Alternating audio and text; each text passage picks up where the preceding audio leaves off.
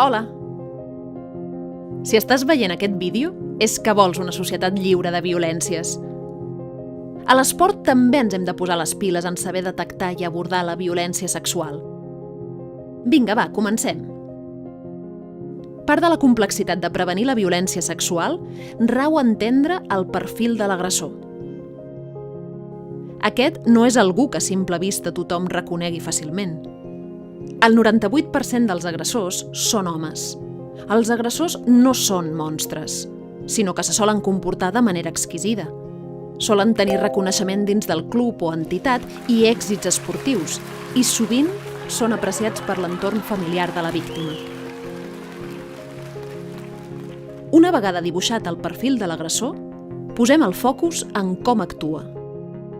En una situació de violència, es genera una dinàmica d'abús de poder que comporta 3 fases. Fase 1. La selecció de la víctima i la construcció de confiança i amistat. En aquesta primera fase, l'agressor actua com sol actuar tot bon entrenador, construint confiança. S'acosta a l'esportista, tant podria ser un noi com una noia, procurant captar la seva atenció i fent que se senti bé i especial. A partir d'aquí, li fa comentaris sobre la roba que porta o el seu cos, alguna mirada i insinuació, un petó de felicitació, missatges de la vida privada, un tocament fora de lloc, etc.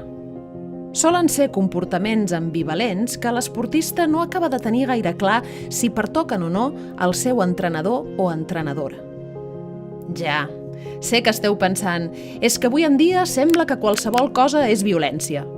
Per això estem aquí, per aprendre a detectar els matisos. Seguim. Fase 2. El silenci i l'aïllament. En aquesta segona fase, les accions augmenten de freqüència i d'intensitat. Regals, xantatges emocionals, amenaces, coaccions com no jugar o no ser convocada pel partit, i l'agressor s'assegura d'obtenir el silenci de la víctima.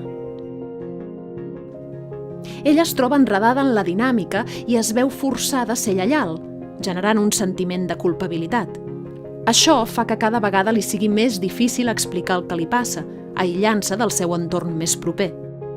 A més, a vegades l'entorn ho veu i no fa res, convertint-se en còmplice. Això encara facilita més l'abús de l'agressor. Fase 3. L'abús sexual continuat assegurant el secret. En aquesta fase, i una vegada assegurat el silenci de la víctima, les violències i els abusos són continuats. L'aïllament ja és total i es perpetuen els sentiments d'impotència i angoixa de l'esportista, acompanyats d'una pèrdua d'autoestima. Tot aquest procés no es produeix d'un dia per l'altre. Pot durar mesos o inclús anys. Algunes persones aconsegueixen trencar aquest cercle i sortir-ne, però malauradament són moltes les noies i nois que, per diferents motius, no ho aconsegueixen. Després d'aquesta anàlisi, es fa evident que les actuacions des de les entitats esportives són claus. I esteu d'acord, no? Potser direu, sí, però per on comencem? Doncs aquí van algunes idees. Fer una declaració de principis, elaborar un protocol d'actuació, elaborar i difondre codis de conducta i normatives específiques, crear la figura del delegat o delegada de protecció, organitzar jornades formatives, tallers i xerrades, o donar suport de forma activa a les campanyes institucionals de reivindicació i sensibilització entorn les violències.